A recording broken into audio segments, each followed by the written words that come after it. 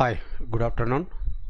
This is going to be the second lecture in the series on unified view of various constructions in topology.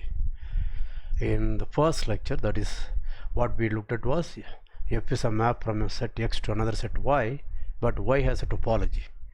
Therefore, what we wanted is we wanted to find the smallest topology on X so that F from X to Y becomes continuous.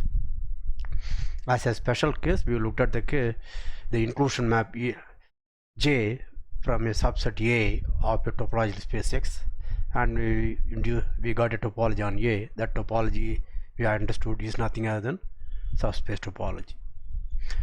Again, yesterday we did what I call 1 star, that is extension of or generalization of the first question. Okay, here what we are given is we are going to deal with the product topology as explained in the first lecture. So let us get to work. So let me share and then we will look at it. Okay, so the problem today we want to look at is the following. I have two spaces X tau X, Y tau Y. These are topology spaces, and we form the set, form the Cartesian product.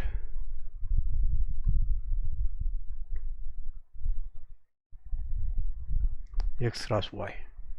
This is just a set now, and there are obvious maps, okay, from X cross Y to X and X cross Y to Y.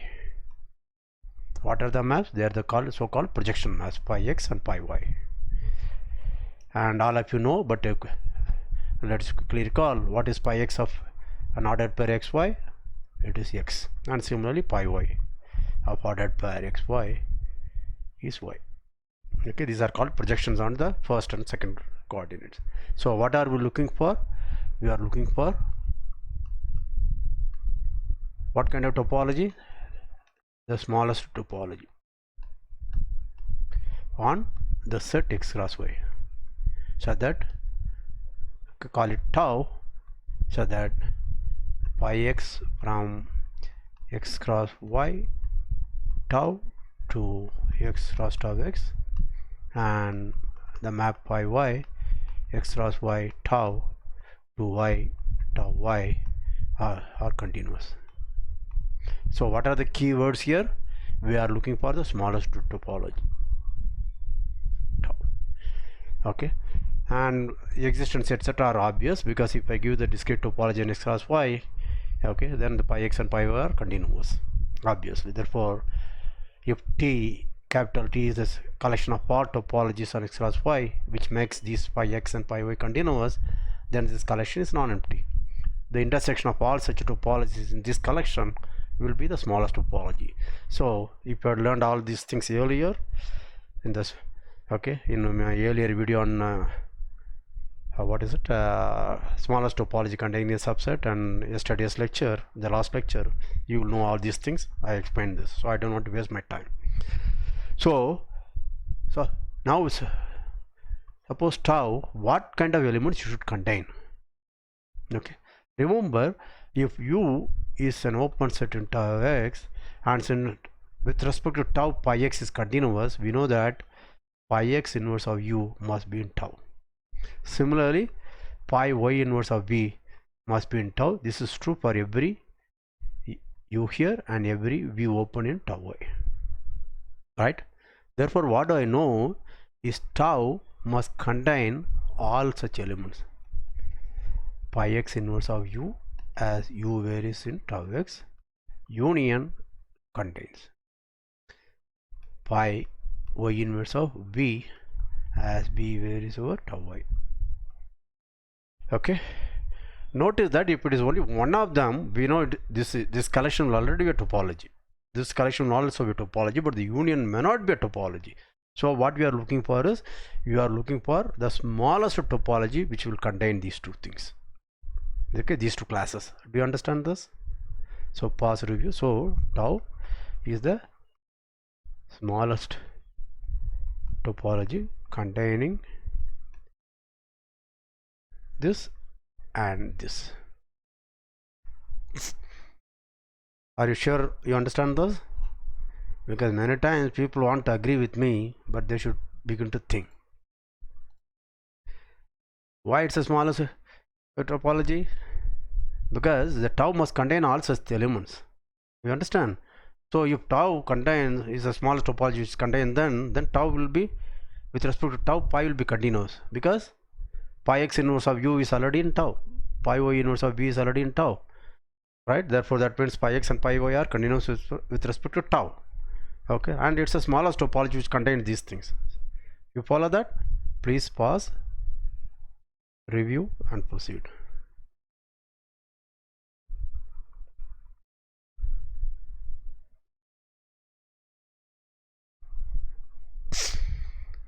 Right?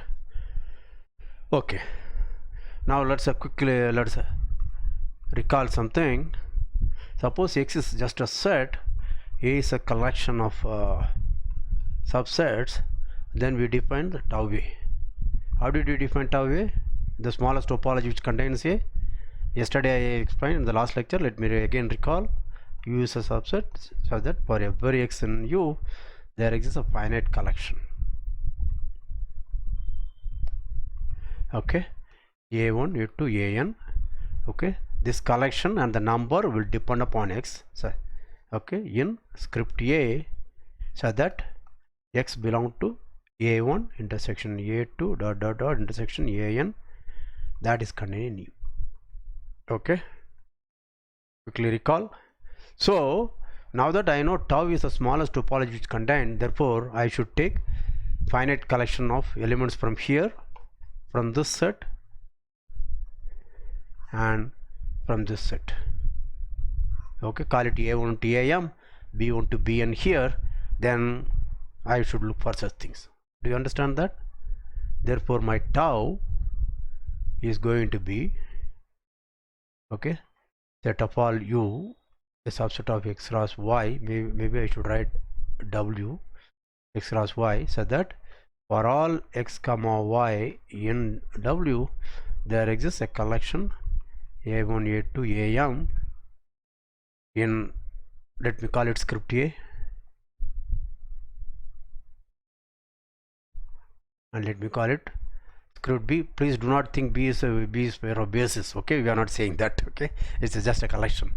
Okay, A1 AM, B1 B2 and B1 B2 Bn in script B, so that x comma y belong to pi x inverse of A1 intersection pi x inverse of AM intersection pi y inverse of B1 intersection pi y inverse of Bn. Just make sure you understand. Okay, again pause, review, proceed. I'm just using this construction to this. Here our collections are A union B, so I have to take finite number of elements, right? Okay, the first thing I want to do is I want to look at two things. Suppose U is in tau x and V is in tau y. I want to know how does pi x inverse of U intersection pi y inverse of V looks like. Okay,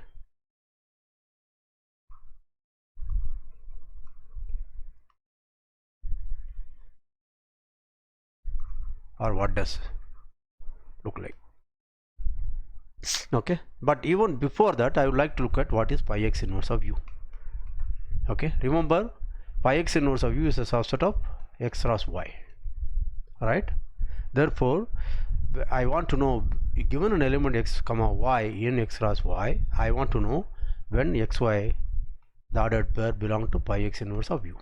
All of you know this. Yesterday I again repeated, this is same as saying pi x of xy must be in U, but this is what pi x of xy is x must be in U. Therefore for xy to lie in pi x inverse of U, there is only one condition: x must be in U. Is there any condition on y? Nothing. Therefore y could be an arbitrary element of the space capital Y, but x must always be in U. You understand this? So what we have shown is pi x inverse of U is nothing other than U cross Y.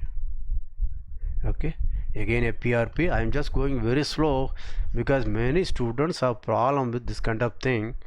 Okay, they believe they already learned something about set theory, that's enough, but they have to learn these things properly. So what do you think pi y inverse of V will be? This is V. That will be x cross y, x cross b, because pi xy belong to pi y inverse of V. If and only pi y of xy must be in V, that is if and only y must be in V. Therefore there is only one condition on the y coordinate, namely y must be in V, and x may be any arbitrary element of capital X. Therefore this, you understand? Therefore what is pi x inverse of u intersection pi y inverse of V? So again let us have a picture. Usually one draws like this. This is your set space X, this is your V. So if I have my X like this, my U, then pi x inverse of U will be this.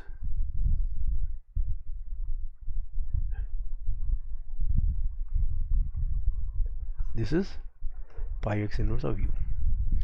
And next, suppose this is my V. Okay, then this will be my, I should actually draw like this so that you will know. Okay, and I'm sorry the picture may not look good, but okay, this will be pi y inverse of V. So what is the intersection? The intersection is everything here. That's it. Yeah, what is this? This is your U and this is your V, therefore this is nothing other than U cross V. But let us prove it rigorously.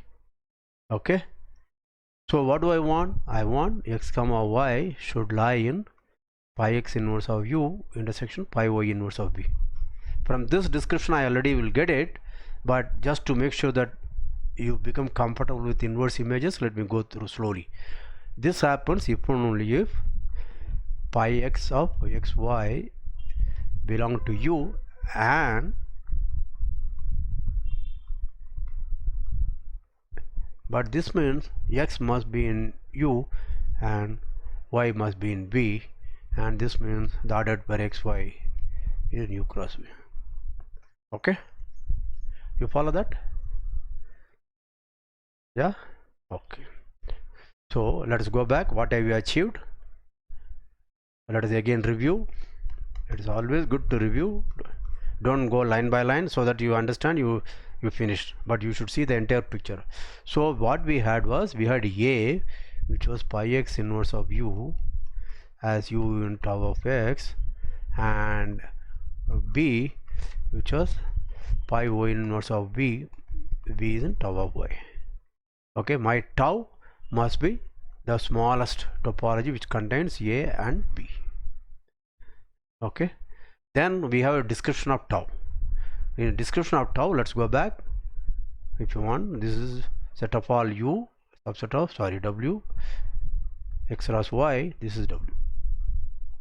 Okay, for all x y there exists A1 to AM in A and B1 to Bn in B, so that xy belong to A1, sorry, pi x inverse of A1 intersection pi x inverse of AM intersection pi y inverse of B1 intersection pi y inverse of Bn. I'm just repeating so that you slowly get used to it. Okay, if you are very good you may get bored, but just indulge me, bear with me for a while. Okay, is that clear? Now I had understood if there is one A and one B, namely one U and one V, I looked at what is pi x inverse of U intersection pi y inverse of V, but there are finitely many. So let us first understand what is pi x inverse of U1 intersection pi x inverse of UM.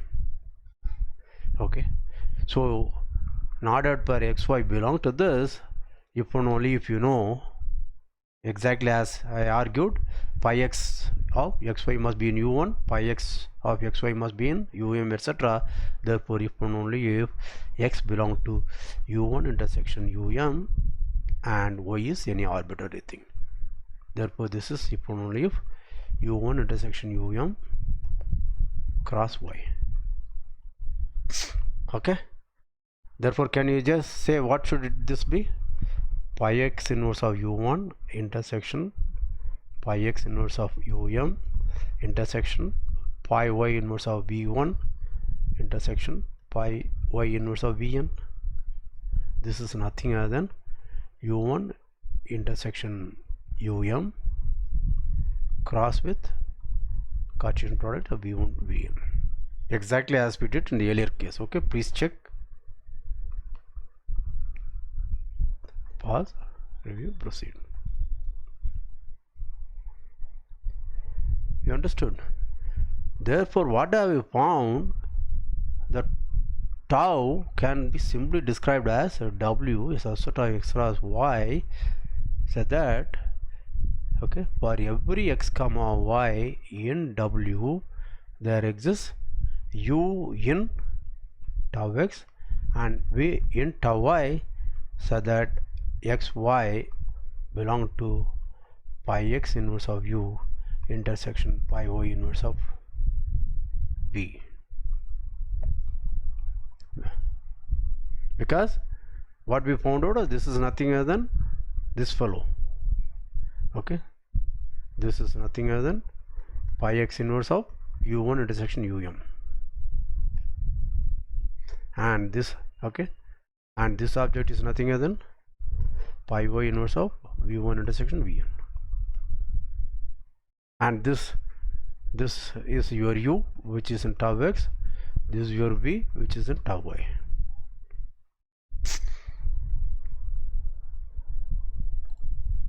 Yeah,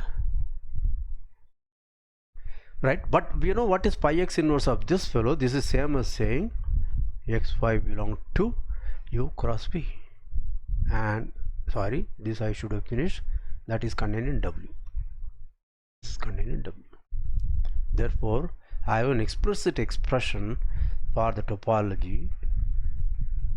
Okay, it contains w in x cross y, subset of x cross y is open in this topology if and only if for all xy in w there exists u in tau x open in x, v in tau y open in y, so that xy belong to u direct product with v, so product with v, that is contained in w.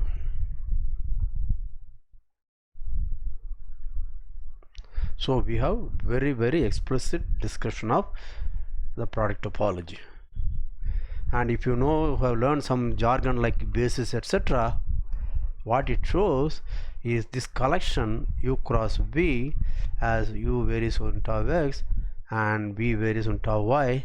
This is therefore a basis for tau.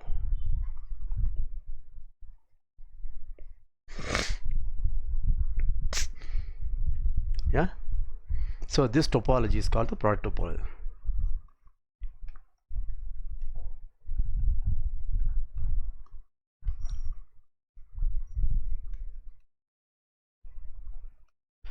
See, in textbooks what you will see will be only this. They will start with this and show that this is a basis for a topology and call that topology as the product topology. So it will be very nice, simple and easy, right? So all of you love it. But if you want to go for higher studies in mathematics, you have to learn how these things arise because of certain naturally occurring questions. What are the naturally occurring questions? Naturally occurring questions was, once I have a topology on x and y, I want to put a topology on the Cartesian product x cross y, which makes the natural projection, natural maps, namely the projection pi x and pi y, continuous. Okay, that is a natural question. That question led us to this topology. Okay, right. Before we go further, let me just give a an example. With that we will stop. Let us look at x equal to y equal to r with the usual topology, metric topology, right? Then I have x cross y, which can identify with r2. That is r cross r, but I can identify with r, right? Now notice that on r2 I have two topologies. Okay, I have two topologies. What are the two topologies?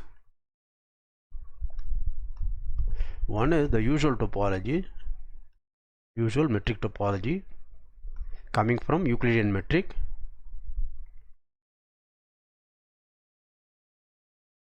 D2. What is d of xy? This is an ordered pair. Okay, make it u and v. This is going to be x1 minus x2 whole squared plus y1 minus y2 whole squared and then square root. Okay, where u equal to x comma x1 y1 and v equal to x2 y2. Now on R2 I also have product topology.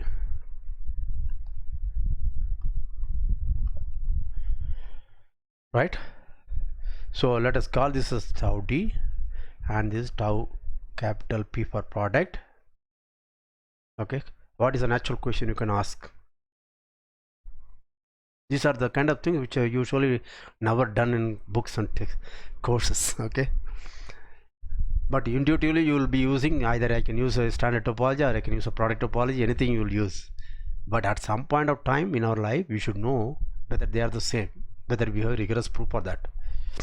Okay, that's what we want to do. We claim, okay, are these topologies the same?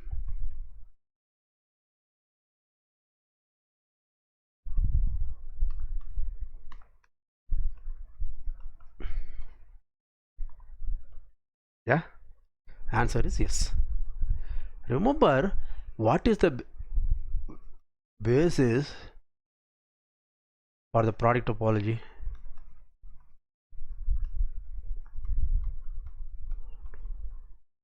Okay, I have to think of, I can think of basic elements here. What are the basic elements in R?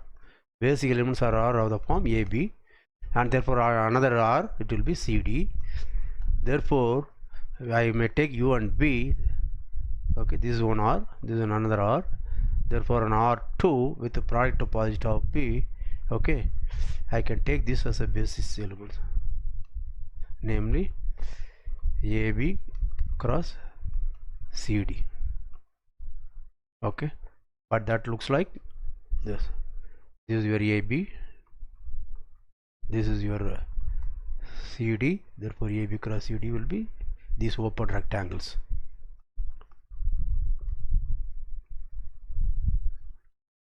Right?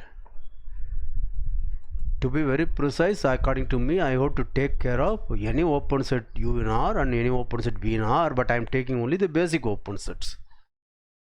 Okay, for simplicity. Okay, are you following what I am saying? For tau P, the product topology, the basis is U cross V, where U is any open set in the first space and V is any open set in the second space, second factor. You understand? But I am taking only the basic elements in R, because anything can be built out of them. Okay, these are the things, if you have learned the topology well, you will not feel uncomfortable, because I know some of you will feel uncomfortable already. Okay, right, now this is, if this is the basis, now again if you have gone through my lectures on metric spaces and also in the beginning, you know on R2 you have a different metric, D max or D infinity metric. What is that metric? D infinity of U comma V with the same notation as is the maximum of mod x1 minus x2 and mod y1 minus y2. Yeah, this is a max metric. And what are the base? Okay, therefore what is the topology or tau with respect to this D infinity metric as basis has what with respect to d infinity of a point P, that is P comma R. P may be some point A comma B, and R is positive, right? It's a metric topology, therefore it's open balls. But we know what the open balls are. Okay, if P equal to A comma B, okay, this is A, B, this is my A, this is my B. Okay, what did you do? I looked at A minus R to B minus R, A plus R to B. Okay, these are the topologies. They are also again rectangles, right? So from this description, and we have shown that R2, the topology RD infinity, the metric topology D2, that is Euclidean metric, are the same. This is also same, already seen.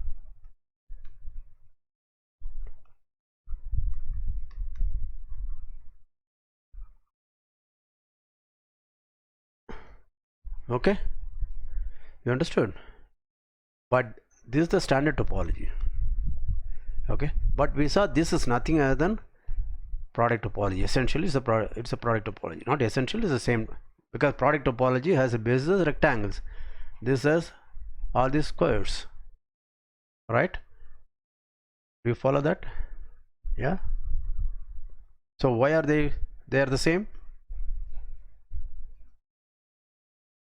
Is the question clear? Okay, in the product topology I have the basis as rectangle basis. Okay, tau P is all rectangles, A, B comma C, D. Okay, no, let me just make your life a little more interesting. So I have two bases. Let me call it, for the product topology the basis is A, B comma C, D. These are kind of rectangles, I will not mention them. And for the product topology, this is A minus R to A plus R times B minus R to B plus R, right? Now when we talked about bases, okay, if I have two different bases B1 B2 on a space on a set X, okay, then the topology is tau 1 induced by B1, the topology tau 2 induced by B2, they are equal if and only if for every B1 in B1 and for every X in B1 there exists a B2 in script B2, so that X belongs to B2 and B2 is contained in B1, and for every B2 in B2 and for every Y in B2 there exists B1 in script B1, so that X belongs to B1 and contained in B2. We have seen this. Okay, now you can see this happens for these two cases. Okay, therefore B1, BP and B infinity give rise to the same topology.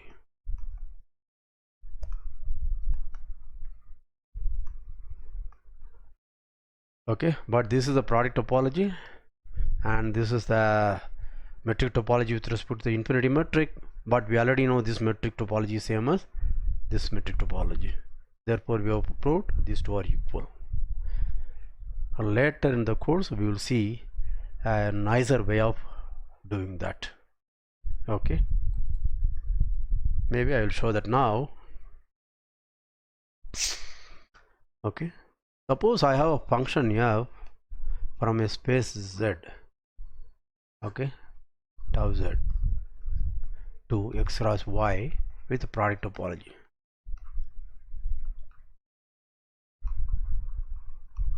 Okay, I will write it as tau p or tau, okay, depending upon my mood.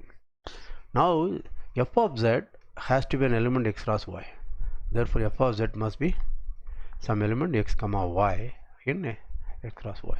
Therefore I can write this as f1 of z comma f2 of z, where f1 of z is x and f2 of z is y. So these are called the component functions, right? Therefore I can write f of z as f1 of z and f2 of z. Notice that my f1 is nothing other than pi x composite f, right? Because f of z is f1 of z, f2 of z. Therefore, if I apply pi x on that, I will get f1 of z. Yeah, and similarly f2 is pi y composite f. Okay, pause, review, proceed. Now this is the universal mapping property, but let me just state it as a fact. F is continuous if and only if f1 and f2 are continuous. Remember, f1 is a function from where to where? Z to x. f2 is a function from where to where? Z to y. This is x and this is y. These are continuous. One way is clear. Okay, proof. F is continuous, then f1 is pi x composite f. Now f is continuous, and since I have a product topology, pi x is continuous, and this is composite of continuous function, therefore f1 is continuous, and similarly f2, right? Therefore one part is done. Now converse. Suppose assume f1 and f2 are continuous. I want to prove f is continuous. Yeah, to prove f is continuous, what should I do? Again, let us recall, this is nothing to do with the general case. Suppose x tau x and y tau y, and suppose B is a basis for tau y. Then let us look at a function f. F is continuous if and only if for every b in script b, f inverse b belong to tau x. Why? Let us quickly recall. If v is open in tau y and b is going to be union of some bi, right? Therefore f inverse of v will be f inverse of union bi, but this is union of f inverse of bi, but f inverse of b belong to tau x, therefore this is again tau x. So we proved it. Yeah, okay. If you had followed my lectures on continuity, you will know all these things. Therefore, to prove, so continuity of f1 f2, does it imply continuity of f? So what all I have to do is, it's enough if I show for basic open sets in tau p. What are the basic open sets? They are of the form u cross v, where u is in tau x, v is in tau y. Therefore f inverse of u cross v is what I should look for.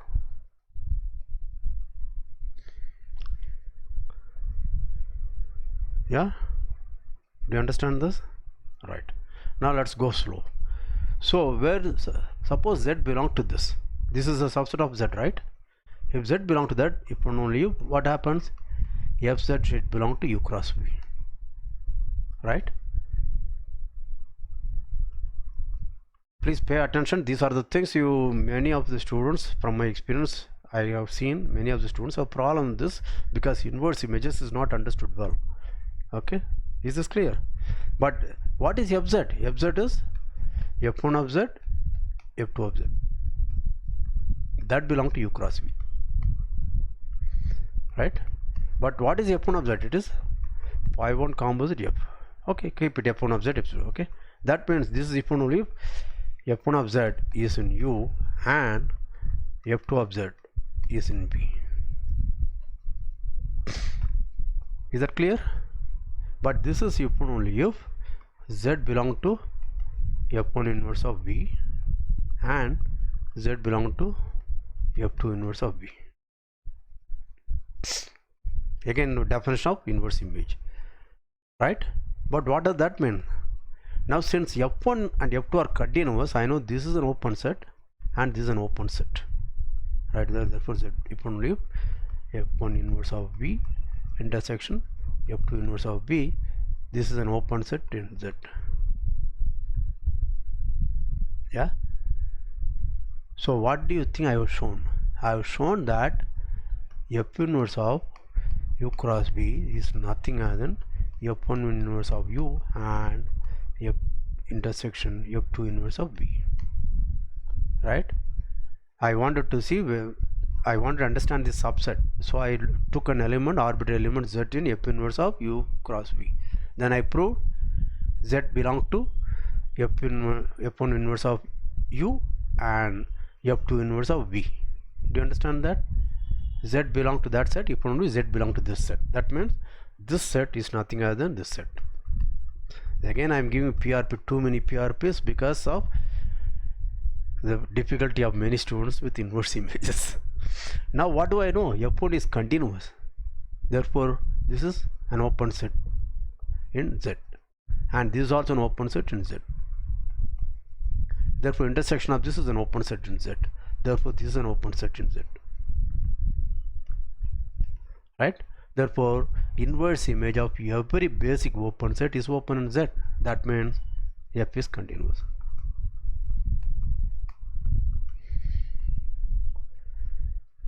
Yeah, please go through that.